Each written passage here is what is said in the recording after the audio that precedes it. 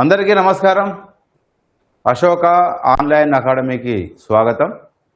రామాయణం, మహాభారతం, భాగవతం ఈ మూడు చాప్టర్లను గురించి సమగ్రంగా మనం చెప్పుకోవడం జరిగింది.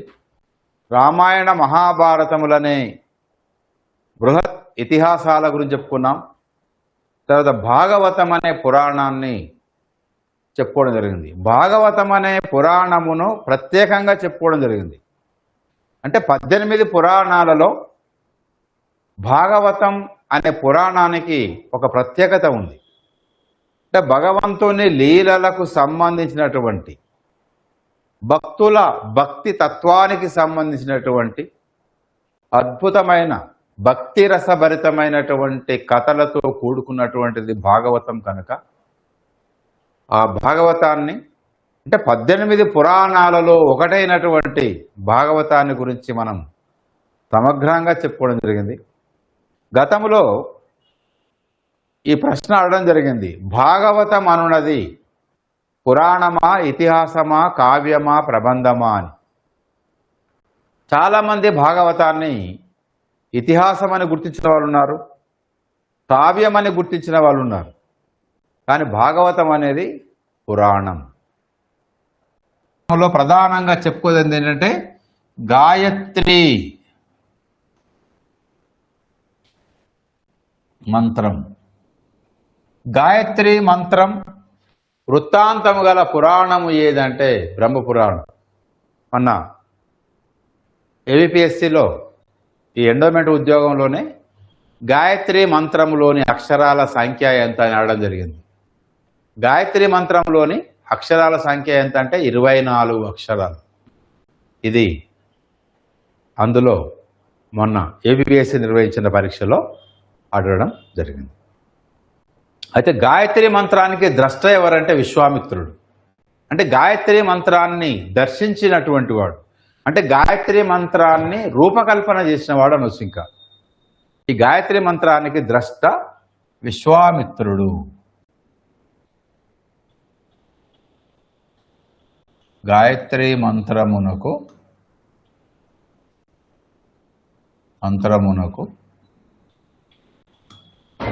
ద్రష్ట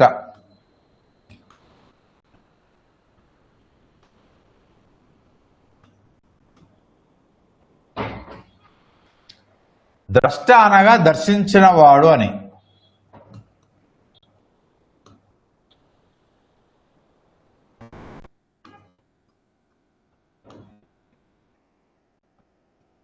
ఇంకా చెప్పాలంటే రూపకల్పన చేసిన వాడు కూడా, సృష్టించిన వాడు లేదా రూపకల్పన చేసిన వాడు. రూపకల్పన, గాయత్రి మంత్రాన్ని దర్శించి రూపకల్పన చేసినటువంటి వాడు ఎవరంటే విశ్వామిత్రుడు. గాయత్రి మంత్రం, గాయత్రి ఎవరిని ఉద్దేశించి చెప్పబడిందంటే సూర్య భగవాన్ని ఉద్దేశించి. అంటే గాయత్రీదేవి అంటే సూర్యుడినే గాయత్రీదేవిగా అభివర్ణించడం జరిగింది, అదే తప్ప వేరు ఏమీ కాదు. గాయత్రి మంత్రం ఏంటి? ఓం భూర్భువః స్వః తత్సవితుర్వరేణ్యం భర్గో దేవస్య ధీమహి ధియో యో నః. ఇంతవరకు గాయత్రి మంత్రం. ప్రచోదయాత్. ఈ గాయత్రి మంత్రం చూడండి. ఓం భూ, ఓం, నేను విడదీస్తున్నాను కలిపి చెప్తున్నాను. ఓం భూర్ భువః సువః. ఓం భూః భువః సువః తత్ సవితుః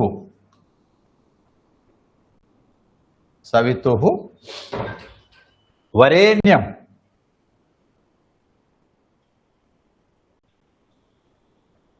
వరేణ్యం తర్వాత భర్గో దేవస్య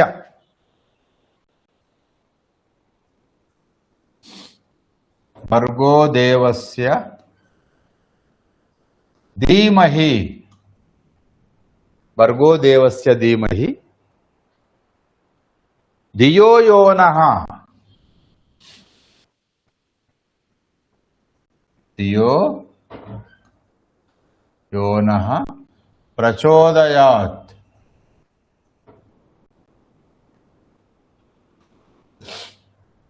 ధియో యో నః ప్రచోదయాత్. అంటే దీని తాత్పర్యం ఏంటంటే సన్మార్గమున ప్రవర్తించుటకు మా బుద్ధులను ప్రేరేపించే, ప్రచోదయాత్ అంటే ప్రేరేపించేవాడు, భూలోక భువర్లోక స్థువర్లోకములు మూడింటా వ్యాపించినటువంటి సూర్యుని యొక్క సర్వశ్రేష్టమైనటువంటి తేజస్సును ధ్యానించుచున్నాము అని ఇక్కడ, అంటే మా క్షేమం కొరకు, మా అభివృద్ధి కొరకు, సన్మార్గమున మేము ప్రవర్తించడం కొరకు మా బుద్ధులను ప్రేరేపించేవాడు భూలోక భువర్లోక సువర్లోకములు మూడింటి యందు వ్యాపించినటువంటి సూర్యుని యొక్క సర్వశ్రేష్టమైన తేజస్సును నేను ధ్యానిస్తూ ఉన్నాను. అంటే సూర్యునికి నా నమస్కారం చేస్తున్నాను అని ఇక్కడ. అంటే ఎవరిని ఉద్దేశించి గాయత్రి మంత్రం చెప్పాడంటే సూర్య భగవానుని ఉద్దేశించి గాయత్రి మంత్రం.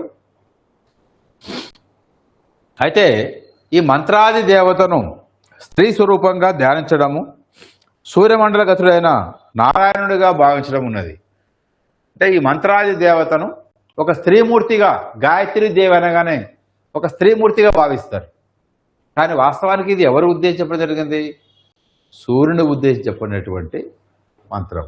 ఓం భూభువః స్వః తత్సవితు వరేణ్యం భర్గో దేవస్య ధీమహి ధియో యో నః ప్రచోదయాత్. ఓం భూర్భువః స్వః తత్సవితుర్వరేణ్యం భర్గో దేవస్య ధీమహి ధియో యో నః ప్రచోదయాత్. ఓం భూర్భువః స్వః తత్సవితుః వరేణ్యం భర్గో దేవస్య ధీమహి ధియో యో నః ప్రచోదయాత్. ఇక్కడ ఓం అనేటువంటి బీజాక్షరాన్ని వదిలేయాలి, ప్రచోదయాత్ వదిలేయాలి. ప్రచోదయాత్ అని మంత్రం కాదు, అది ఒక పదం, అంటే ప్రార్థిస్తున్నామని చెప్పడం కోసం. ఓం అనేది అది మామూలుగా ఉండే అక్షరం. ప్రతి మంత్రానికి ఓం అనేది ఉంటుంది.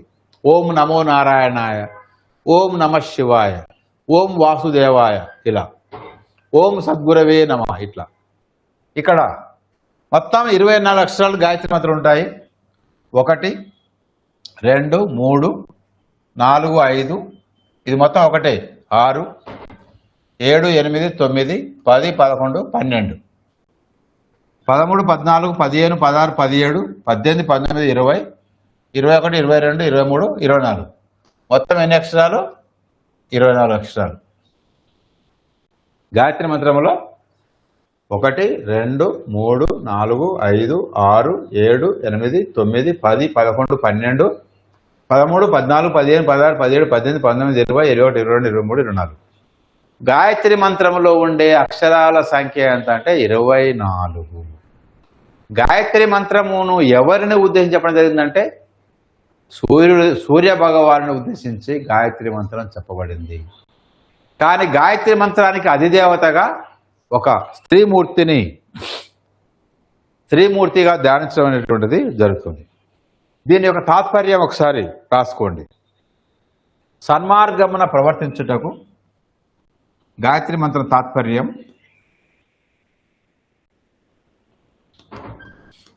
సన్మార్గమున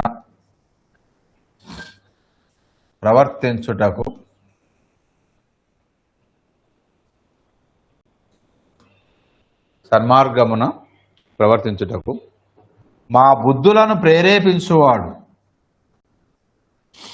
మా బుద్ధులను ప్రేరేపించువాడు, మా బుద్ధులను ప్రేరేపించువాడు భూ భువ సువ, అంటే భూలోకం, భూ అంటే పాతాళలోకం, సువర్లోకం అంటే స్వర్గలోకం. భూలోక, భువర్లోక, సువర్లోక.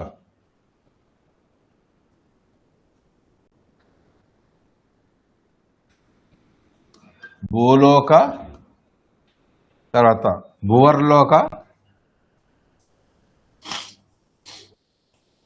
సువర్లోక. భూలోక, భువర్లోక, సువర్లోకములు. మూడింట అంటే మూడు లోకాలు, మూడింట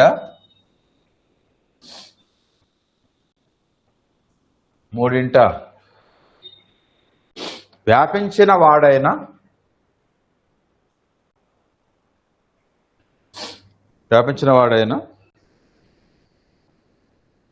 సూర్యుని యొక్క, సవితు అంటే సూర్యుడు, సూర్యుని యొక్క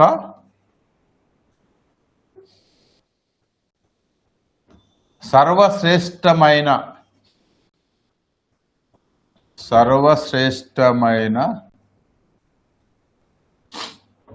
తేజస్సును, కాంతిని,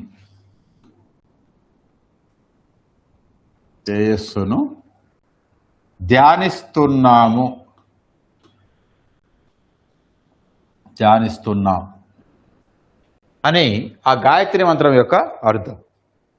ధ్యానిస్తున్నాం. సన్మార్గమున ప్రవర్తించుటకు మా బుద్ధులను ప్రేరేపించువాడైనటువంటి భూలోక, భువర్లోక, సువర్లోక, స్వర్గ, మర్త్య, పాతాళ లోకముల యందు వ్యాపించినటువంటి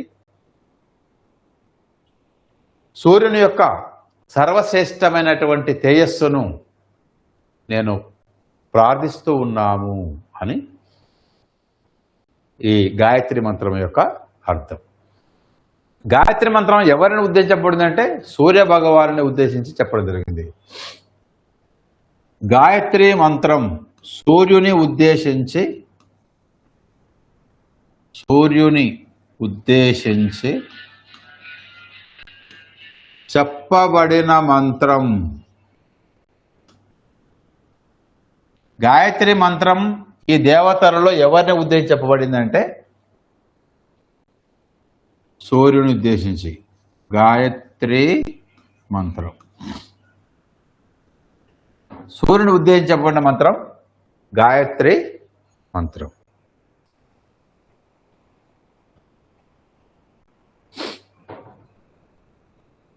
అయితే మంత్రం యొక్క అధిదేవతను స్త్రీ స్వరూపంగా ధ్యానించడం జరుగుతుంది. ఈ మంత్రం యొక్క గాయత్రి మంత్రం అధిదేవతను స్త్రీ రూపంగా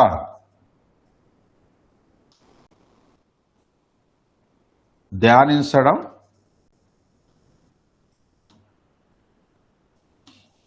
జరుగుతుంది.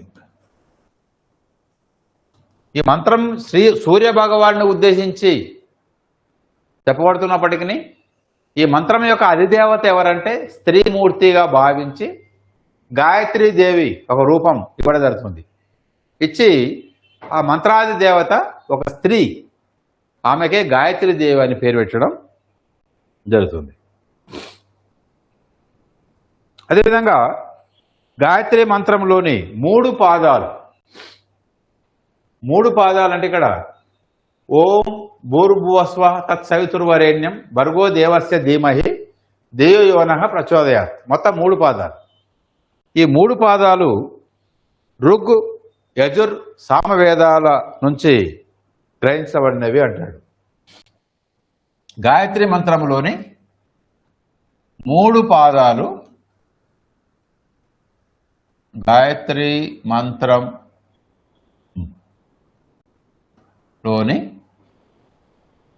మూడు పాదాలు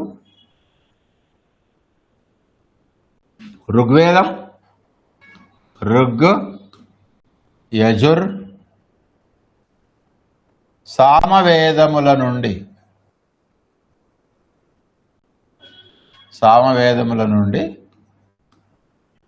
గ్రహించబడినవి.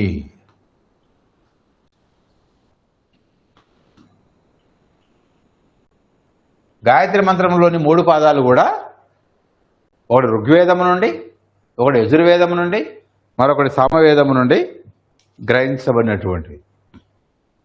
అదేవిధంగా ఓం అనేది ఉంది కదా, ఓం అనేది అకార ఉకార మకారాలకు ప్రతిరూపంగా భాషిస్తుంది. ఓంకారం అనేది, ఓం అనేది అకార ఉకార మకారాలకు ప్రతిరూపం.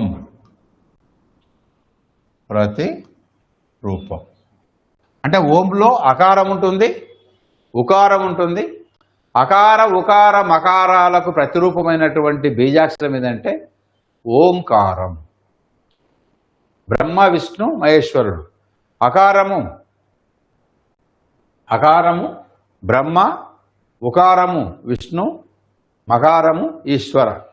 ఈ మూడింటికి ప్రతీకంగా అంటే ఓంకారం అనేది సృష్టి స్థితి లయ, ఈ 3 తత్వాలకు నిలయమైనటువంటిదే ఓంకారం అని కూడా ఆధ్యాత్మికంగా చెప్పడం జరిగింది. అయితే గాయత్రి మంత్రంలోని 24 అక్షరాలు 24 ఛందస్సులుగా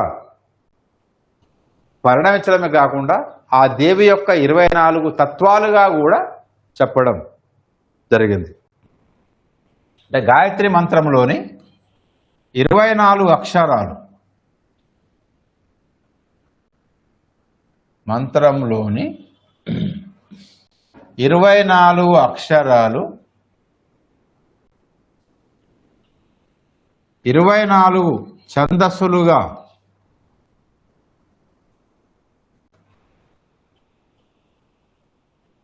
పరిణామం చెందడం జరిగింది అని అంటారు.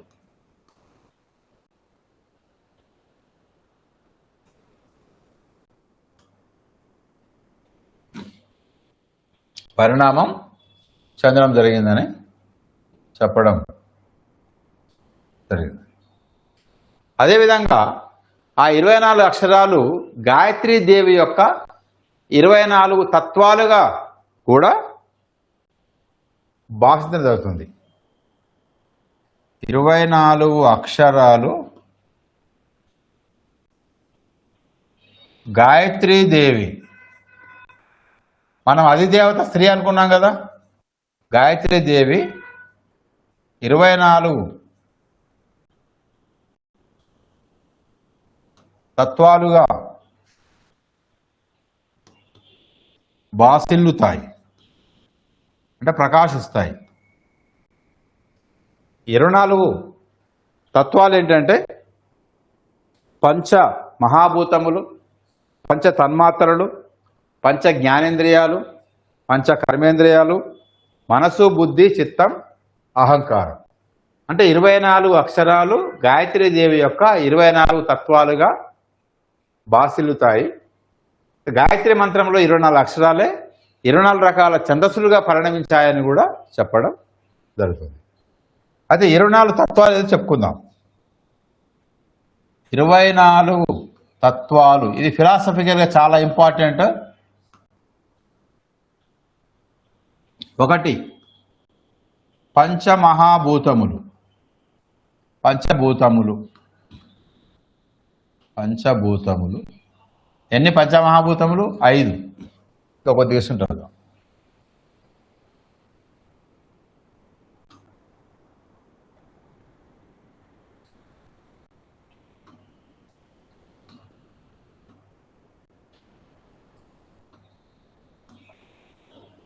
పంచ తన్మాత్రలు,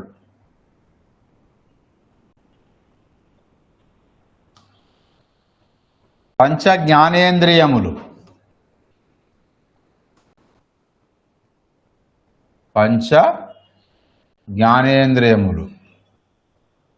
తర్వాత పంచ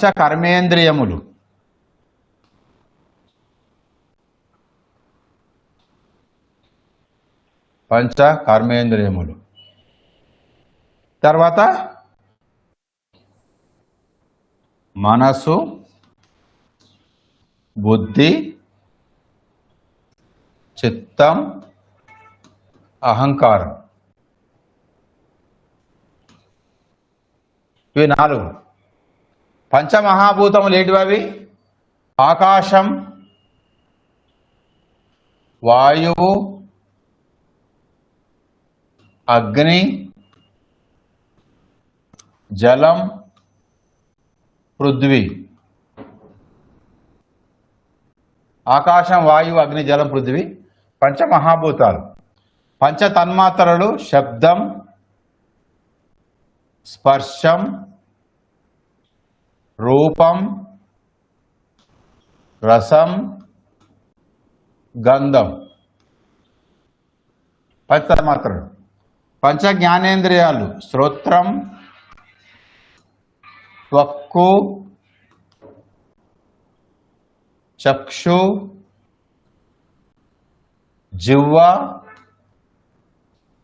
ఘ్రాణం. పంచ కర్మేంద్రియాలు వాక్కు, పాణి, పాదం, గుయ్యం, గుదం. పంచమహాభూతాలు ఆకాశం, వాయువు, అగ్ని, జలం, పృథ్వీ. పంచ తన్మాత్రలు శబ్దం, స్పర్శం, రూపం, రసం, గంధం. పంచ జ్ఞానేంద్రియాలు శ్రోత్రం, త్వక్కు, చక్షు, జిహ్వ, ఘ్రాణం. పంచ కర్మేంద్రియాలు వాక్కు, పాణి, పాదం, గుయ్యం, గుదం. అదేవిధంగా మనసు, బుద్ధి, చిత్తం, అహంకారం. అంటే పంచమహాభూతములు 5 ప్లస్ పంచ తన్మాత్రలు 5 ప్లస్ పంచ కర్మేంద్రియములు 5 ప్లస్ పంచ జ్ఞానేంద్రియములు 5 ప్లస్ ఇవన్నీ 4 మొత్తం ఎన్నైనా 24 తత్వములు.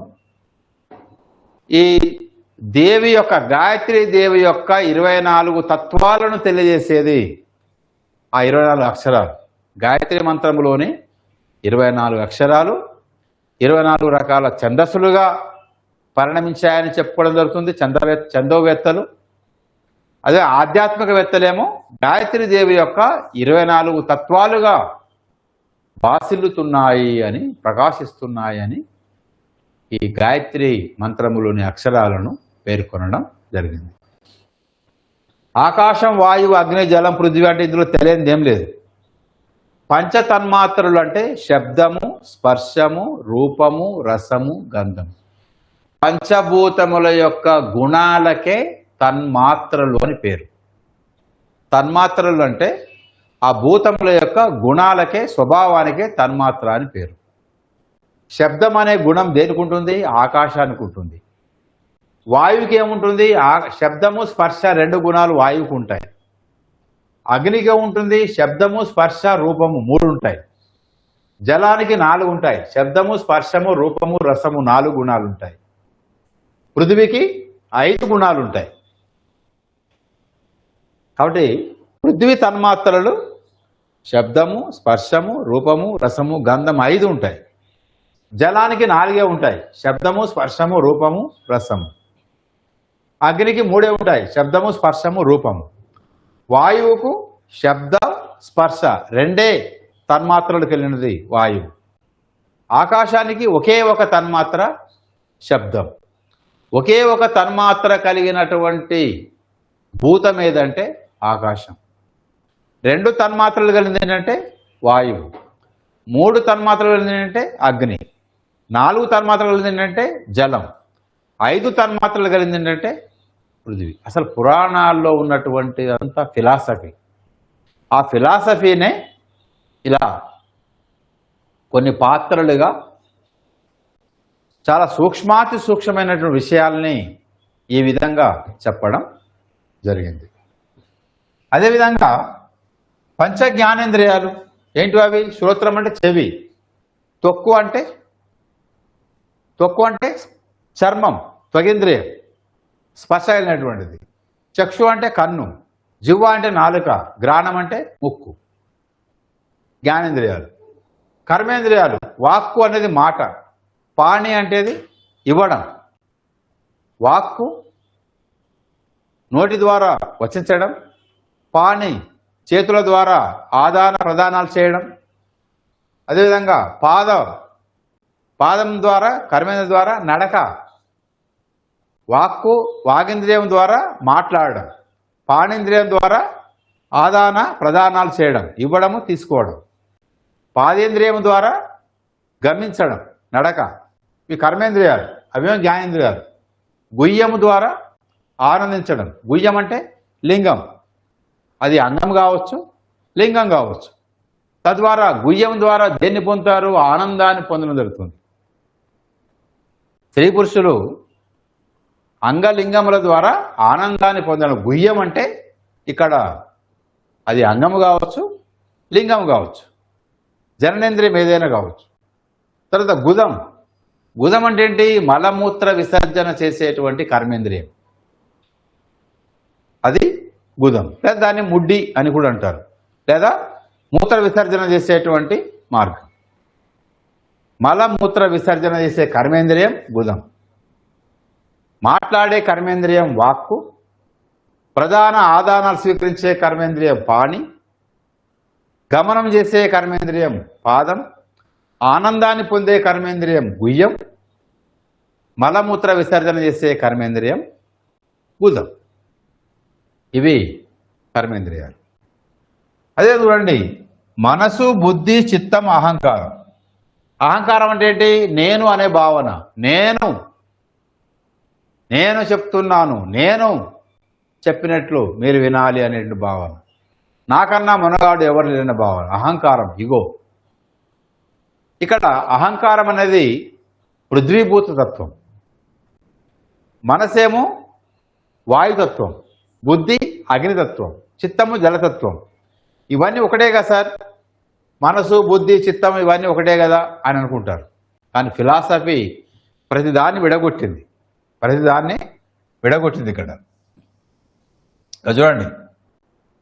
మనసు అనేది వాయు సంబంధం, మనసు వాయు సంబంధం, బుద్ధి అగ్ని సంబంధం, చిత్తం జల సంబంధం, అహంకారం పృథ్వీ సంబంధం. పృథ్వీ సంబంధమైనటువంటి అంతరేంద్రియం ఏంటంటే అహంకారం, జల సంబంధమైన అంతరేంద్రియం చిత్తం, అగ్ని సంబంధమైనది బుద్ధి, వాయు సంబంధమైనది మనస్సు. వాయువు ఏ గుణం ఉంటుంది? చలించే గుణం ఉంటుంది, ఒక చోట నిలకడగా ఉండదు, ఒక చోటు నుంచి మరొక చోటుకు చలించే గుణం ఉంటుంది. మనస్సు కూడా స్థిరంగా ఉండదు, చలించే గుణం ఉంటుంది. అదేవిధంగా బుద్ధి ఏమంటారు? బుద్ధి ప్రజ్వరిల్లుతుంది అంటారు, బుద్ధి జ్వలిస్తుంది అంటారు, బుద్ధి ప్రకాశిస్తుంది అంటారు. కాబట్టి ప్రకాశించే గుణం ఏ భూతానికి ఉంటుంది? అగ్నిభూతానికి ఉంటుంది. కాబట్టి అగ్నిభూత సంబంధమైనది బుద్ధి. తర్వాత చిత్తం ద్రవిస్తుంది అంటారు, చిత్తము ద్రవిస్తుంది అంటే ద్రవ సంబంధమైనటువంటి గుణం జలానికి ఉంటుంది. అహంకారం అనేది కఠిన గుణం, ఈ కఠినత్వం దేనికి ఉంటుంది? పృథ్వీకి ఉంటుంది. కాబట్టి పృథ్వీభూత సంబంధం అహంకారం. తర్వాత మరొక అంతరేంద్రియం ఉంటుంది, అదే జ్ఞానం. ఆ జ్ఞానం ఏంటంటే నిశ్చలంగా ఉండేటువంటి తత్వం, అది ఆకాశభూత సంబంధమైనటువంటిది. కానీ ఇక్కడ మనసు, బుద్ధి, చిత్తం, అహంకారం ఈ 4 ప్లస్ పంచభూతాలు 5, పంచ తన్మాత్రలు 5, పంచ జ్ఞానేంద్రియాలు 5, పంచ కర్మేంద్రియములు 5, మొత్తము కలిస్తే అవి 20 ప్లస్ తో కూడినటువంటిదే ఈ గాయత్రీ దేవి యొక్క 24 తత్వాలు.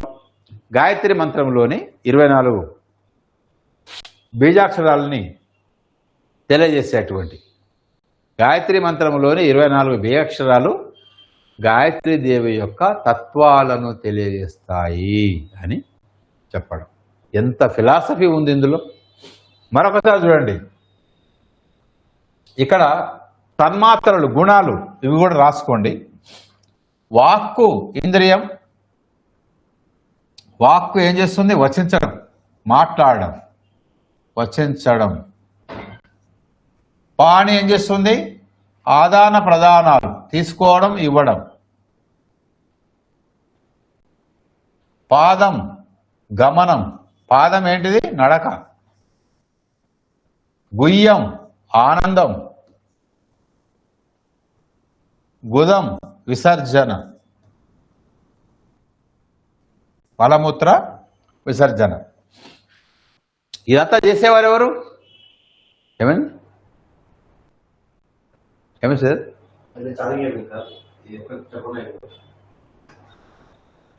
అయిపోయిందా? ఇప్పుడు నడుస్తుందా? ఇప్పుడు వస్తుందా? మరి వాయిస్ అయిపోతే ఎట్లా వస్తుందా? Okay right. ఒక 5 నిమిషాలు ముగిద్దాము. ఛార్జ్ అయిపోతుంది. ఇక్కడ బ్యాటరీ సాంకేతిక లోపం. ఇక్కడ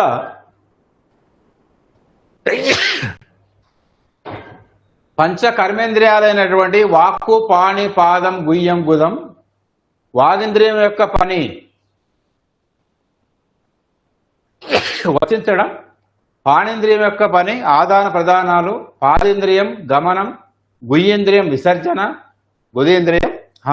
గుయ్యేంద్రియం ఆనందం, గుదేంద్రియం విసర్జన. తర్వాత పంచ తన్మాత్రలు ప్రత్యేకంగా చెప్పుకుందాం మనం.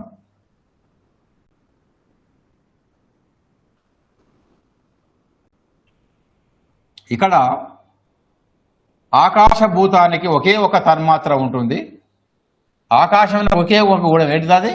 శబ్దగుణం. శబ్దం మాత్రమే ఉంటుంది. తర్వాత వాయువుకు 2 గుణాలు ఉంటాయి, 2 మాత్రలు తన్మాత్రలు ఉంటాయి. శబ్దం, స్పర్శం. ఈ రెండింటి ద్వారా మాత్రమే మనం వాయుతత్వం తెలుసుకుంటాం. వాయువు హోరు అనే శబ్దం వస్తుంది, తద్వారా వాయువు తెలుసుకుంటాం. మన శరీరానికి టచ్ చల్లగా వేడిగా తగులుతుంటుంది, అలా శబ్దం ద్వారా స్పర్శం ద్వారా వాయువు తెలుసుకుంటాం. ఆకాశభూతం మాత్రం శబ్దం మాత్రమే. తర్వాత అగ్నిభూతం 3 గుణాలు ఉంటాయి, శబ్దం, స్పర్శం, తర్వాత రూపం.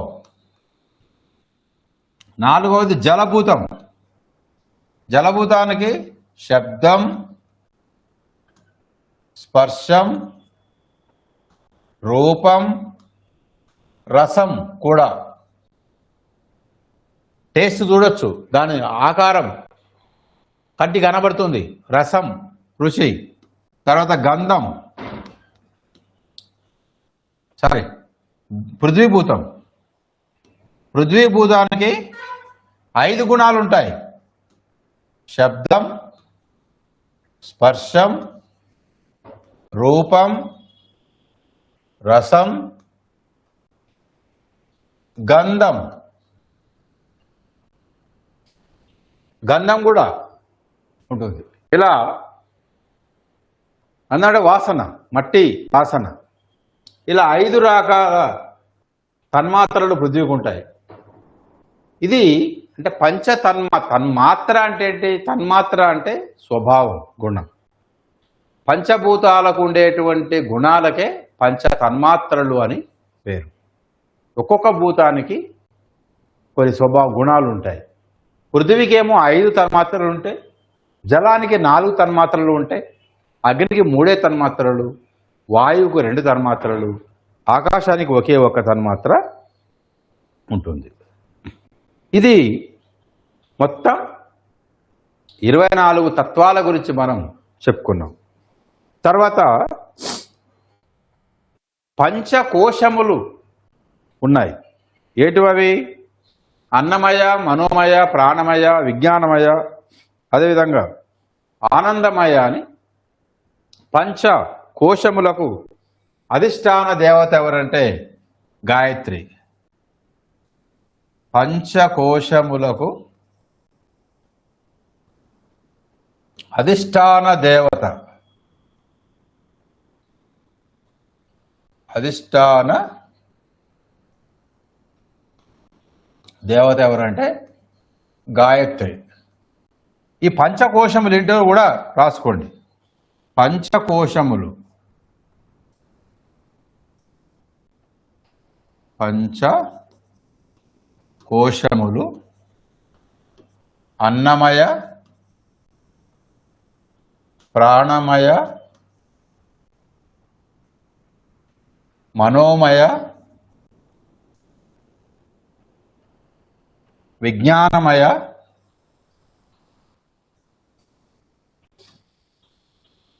ఆనందమయ, ఆనందమయ అని 5 కోశాలు. అన్నమయ, ప్రాణమయ, మనోమయ, విజ్ఞానమయ, ఆనందమయ అని ఈ పంచకోశములకు అధిష్టాన దేవత ఎవరంటే గాయత్రి. ఇంకా చెప్పాలంటే అసలు ఈ సకల దేవతా స్వరూపుడు ఎవరంటే పరమాత్మ. ఆ పరమాత్మయే ఆత్మగా పరిణామం చెందింది. ఇది అదేవిధంగా తొలి సంధ్యలో గాయత్రిగా, మధ్యాహ్న సంధ్యలో సావిత్రిగా, సాయం సంధ్యలో సరస్వతిగా, ఎరుపు తెలుపు నీలవర్ణాలలో గాయత్రీదేవి ప్రకాశిస్తుంది అని కూడా చెప్పడం జరిగింది. గాయత్రీదేవి అట గాయత్రి గాయత్రి గాయత్రి తొలి సంధ్యలో గాయత్రి, తొలి సంధ్యలో గాయత్రిగా, తర్వాత మధ్యాహ్న సంధ్యలో సావిత్రిగా, మధ్యాహ్న సంధ్యలో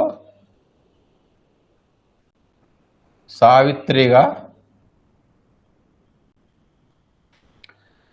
తర్వాత సాయం సంధ్యలో సరస్వతిగా,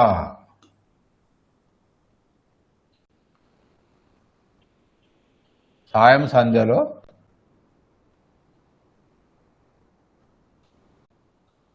తొలి సంధ్యలో ఏమో గాయత్రి, మధ్యాహ్న సంధ్యలో సావిత్రి, సాయం సంధ్యలో సరస్వతిగా, ఎరుపు తెలుపు నీలవర్ణాలలో బాసిల్లుతుంది. ఎరుపు తెలుపు నీల వర్ణాలలో ప్రకాశిస్తుంది. తొలి సంధ్యలోనేమో ఎరుపు వర్ణం, మధ్యాహ్న సంధ్యలోనేమో తెలుపు వర్ణం, సాయం సంధ్యలోనేమో నీలం వర్ణం. ఈ 3 రకాల వర్ణాలతో 3 రకాల పేర్లతో ప్రకాశిస్తూ ఉంటుంది. తొలి సంధ్యలో గాయత్రిగా ఎరుపు వర్ణం, మధ్యాహ్న సంధ్యలో సావిత్రిగా తెలుపు వర్ణం, సాయం సంధ్యలో సరస్వతిగా నీలవర్ణంతో ప్రకాశిస్తూ ఉంటుంది.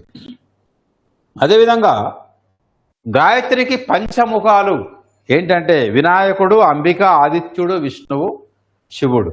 గాయత్రికి పంచముఖాలు ఎవరంటే ఇదొకటి చెప్పి ముగిద్దాం. గాయత్రికి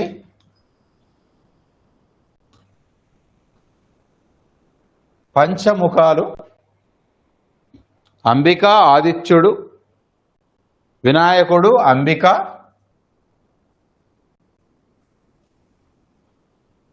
వినాయకుడు, అంబిక, వినాయకుడు, అంబిక, ఆదిత్యుడు, విష్ణువు, శివుడు.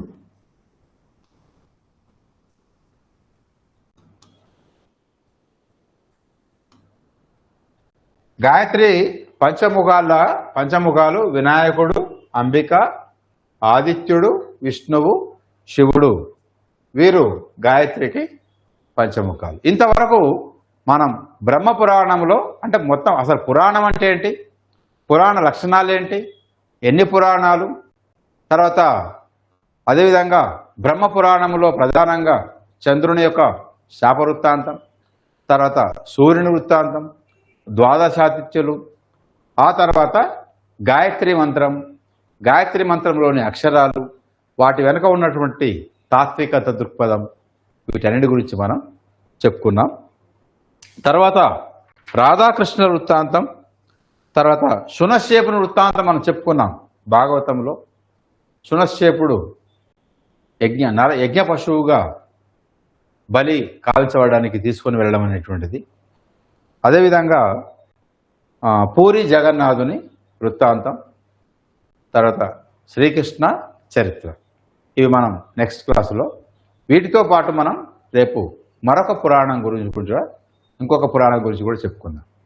ఓకే, ఇది బ్రహ్మ పురాణంలో ఉన్నటువంటి కొన్ని ముఖ్యమైనటువంటి కథాఘట్టాలు, వాటి వెనుక ఉన్నటువంటి ఫిలాసఫీ, తాత్విక దృక్పథం.